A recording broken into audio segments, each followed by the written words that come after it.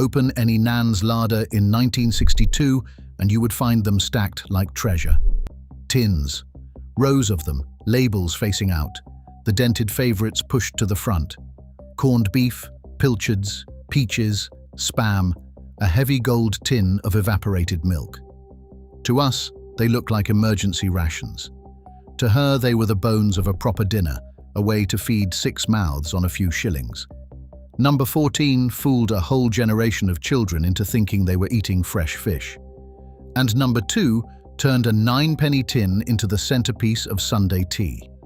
These were never shortcuts. They were skill. Hit subscribe before we begin, because your Nan knew something about feeding people that we have very nearly forgotten. Let us count down from 25. Number 25, Marrowfat peas. That squat tin of Bachelor's Marrowfat peas was the quiet hero of the British plate, and it cost barely 4 pence. Your Nan drained them, warmed them through with a knob of margarine and a pinch of sugar, and crushed about 1/3 of them against the side of the pan with a fork. Not a smooth puree, never that. She wanted texture, half mushy and half whole, the way the chip shop did it.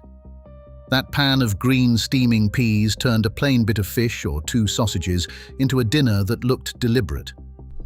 The trick was the splash of malt vinegar stirred in at the very end, sharp enough to cut the starch. A spoonful of mushy peas beside anything said someone had bothered. It filled the cold corner of the plate, it stretched the protein, and it made a child believe they were eating their greens when really they were eating from a tin. Number 24. Tinned new potatoes fried in dripping.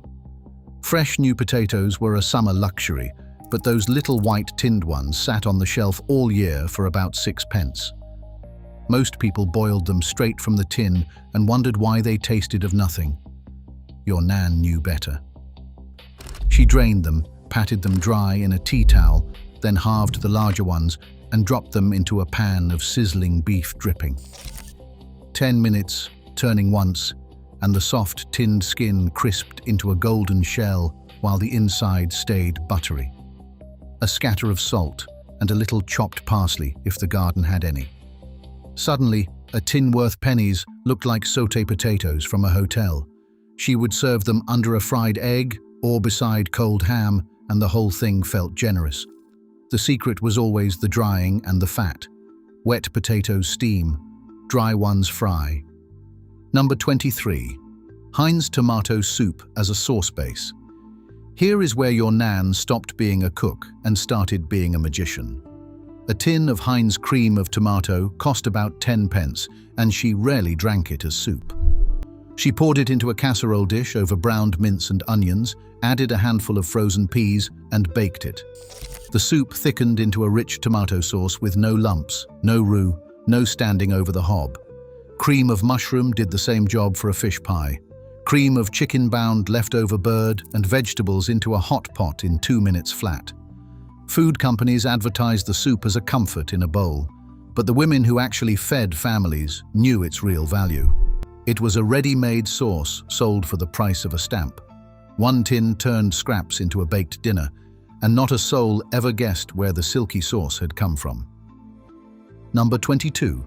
Sardines on toast. 2 slices of bread, a tin of John West sardines in oil for about 7 pence, and tea was on the table in 4 minutes. But there was a right way and a wrong way. The wrong way was cold sardines flopped onto dry toast.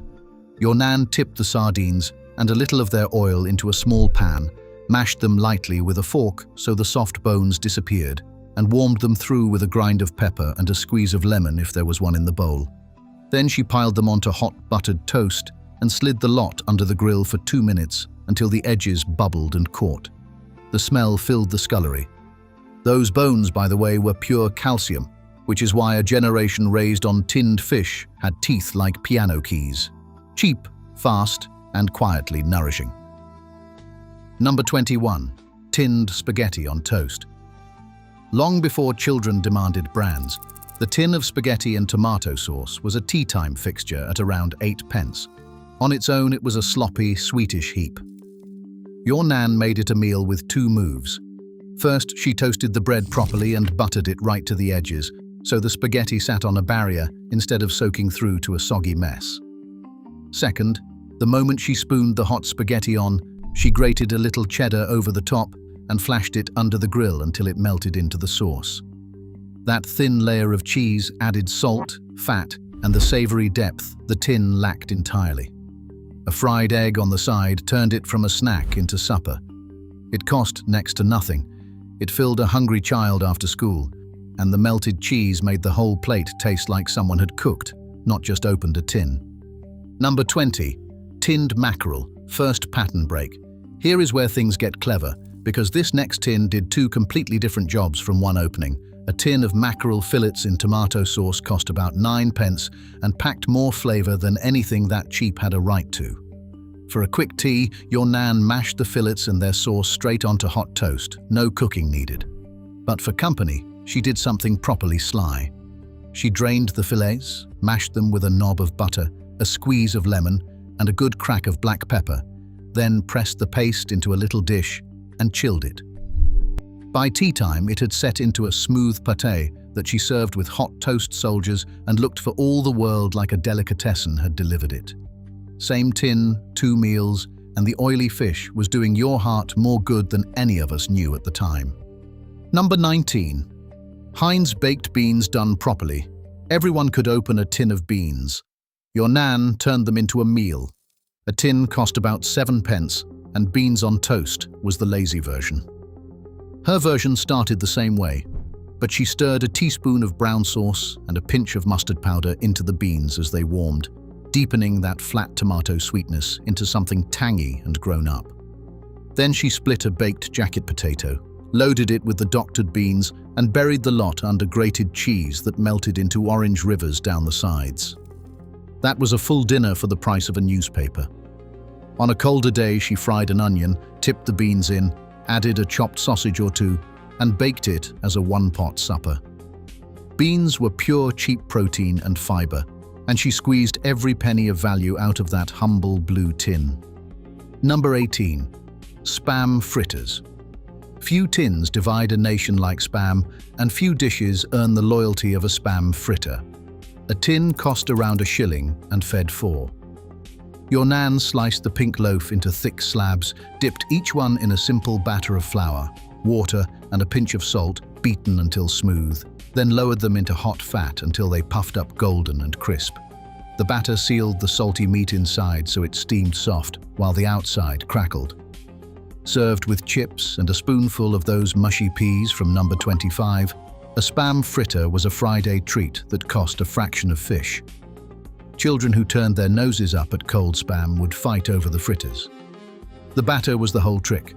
It transformed a slab of processed meat into something hot, indulgent, and somehow proper. Chippies still sell them now, and they still vanish first. Number 17. Tinned frankfurter supper. That tall jar or tin of frankfurters bobbing in their brine cost about 10p and looked faintly exotic in a 1960s kitchen. Your nan rarely served them as the Americans did. She drained them, sliced them into coins, and folded them through a pan of fried onions and tinned tomatoes to make a quick, smoky stew over mashed potato. Or she warmed them whole, tucked them into split rolls with a smear of mustard and a spoon of fried onion, and called it a treat tea on a Saturday night in front of the telly. The frankfurters carried a salty, garlicky punch that the rest of the British larder simply did not have, so a little went a long way.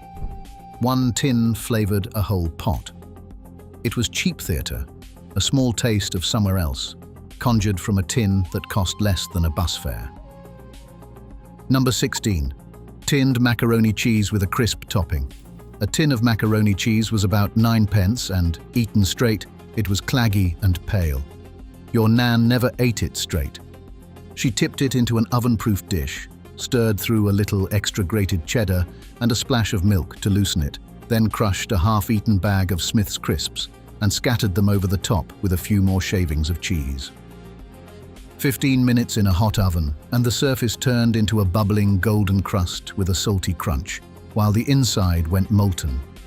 That contrast, soft beneath and crisp on top, was the difference between a tin and a dinner.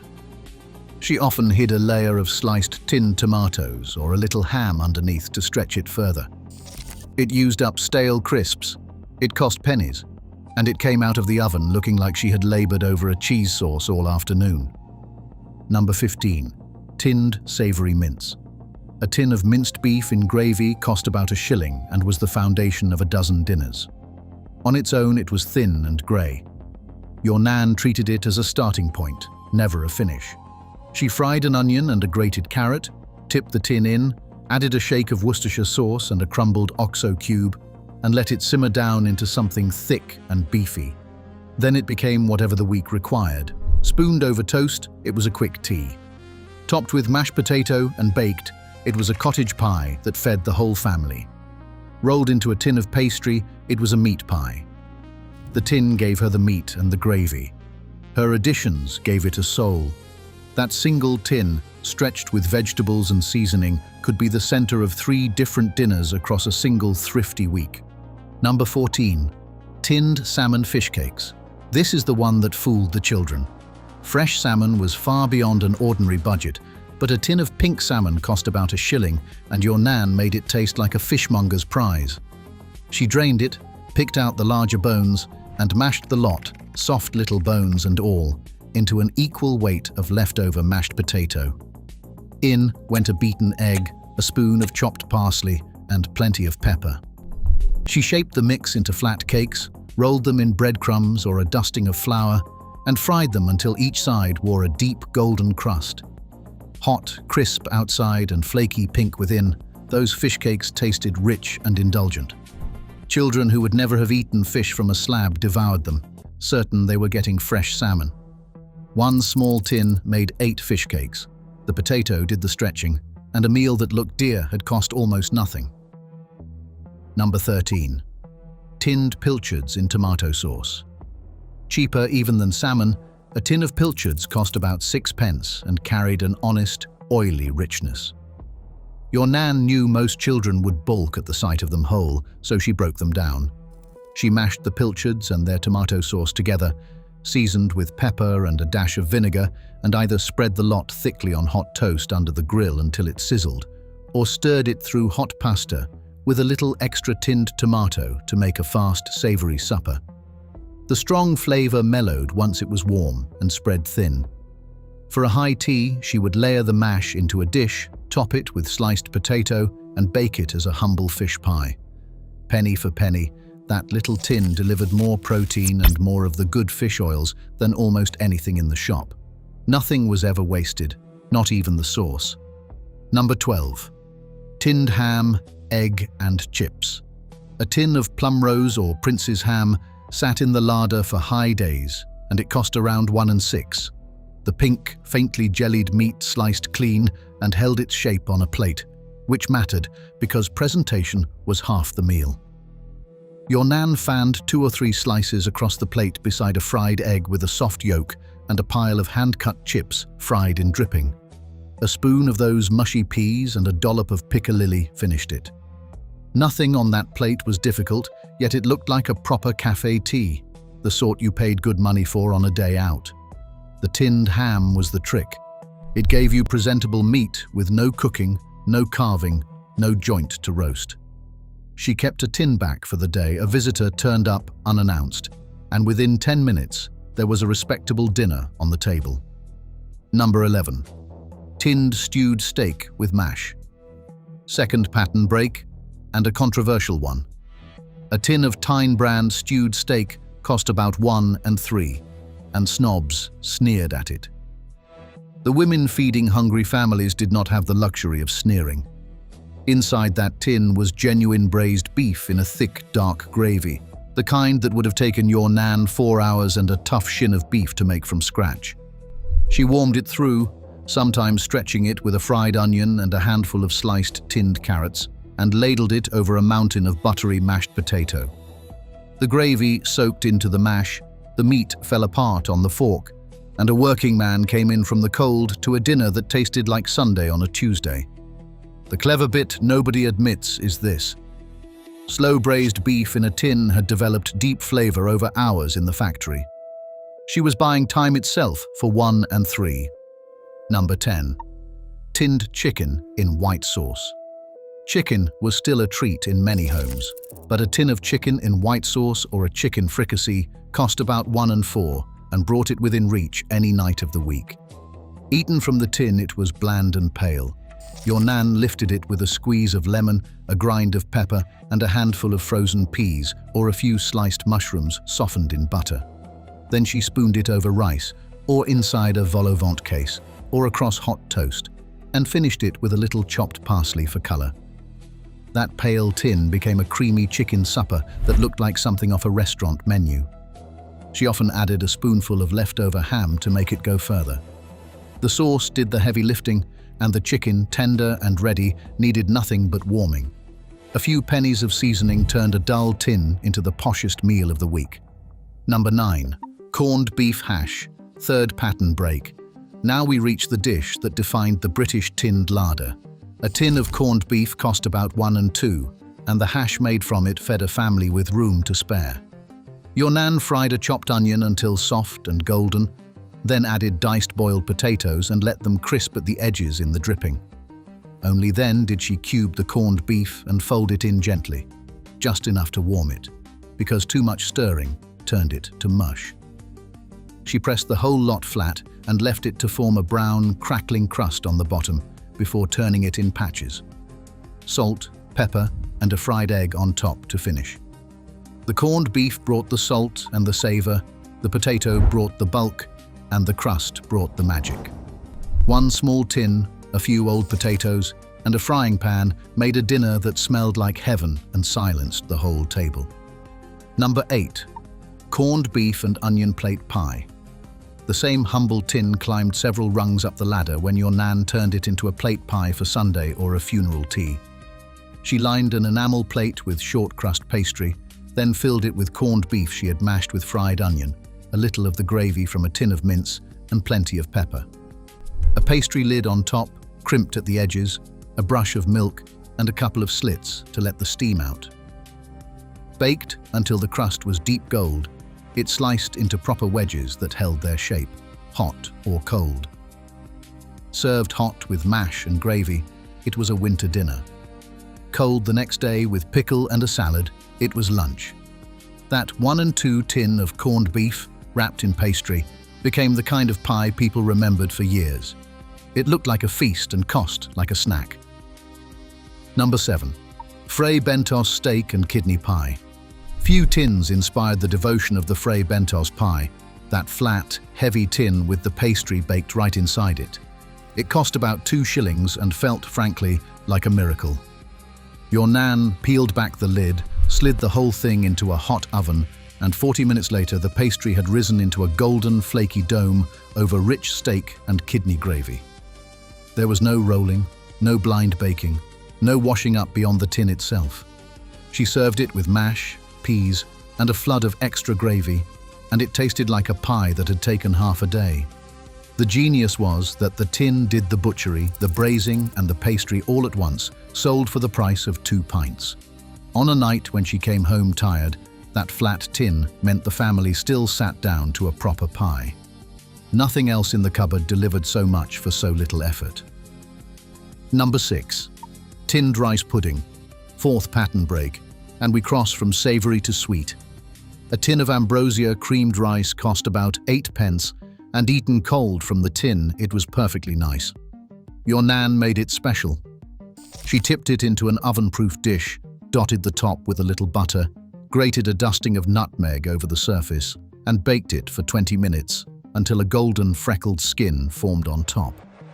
That skin was the whole point, the bit children fought over, just like the rice pudding her own mother had baked for hours from scratch. She had achieved in 20 minutes what once took an afternoon by the range. A spoonful of jam stirred through, or a few tinned Mandarin segments on the side, lifted it further. Warm, creamy, and crowned with that caramelized skin, it was the pudding that ended 100 winter teas. The tin gave her the rice. The oven gave it a soul. Number 5. Condensed milk tablet. That heavy tin of sweetened condensed milk was a treasure, and it cost about a shilling. Your nan turned it into tablet, the crumbly Scottish sweet that sat somewhere between fudge and heaven. She melted butter and sugar together in her heaviest pan, poured in the condensed milk, and stirred without stopping over a low heat until the mixture turned a deep caramel and smelled of toffee. A drop of vanilla, then a hard beating with the wooden spoon until it grained and out into a buttered tin to set. Cut into squares, it was a sweet that cost pennies but tasted like luxury, handed round at Christmas and church fetes. The condensed milk gave it that dense, melting richness no plain sugar could match. A single tin made a whole tray. Children remembered the smell of that pan for the rest of their lives, and grandmothers guarded the recipe like gold. Number 4. Tinned prunes and custard.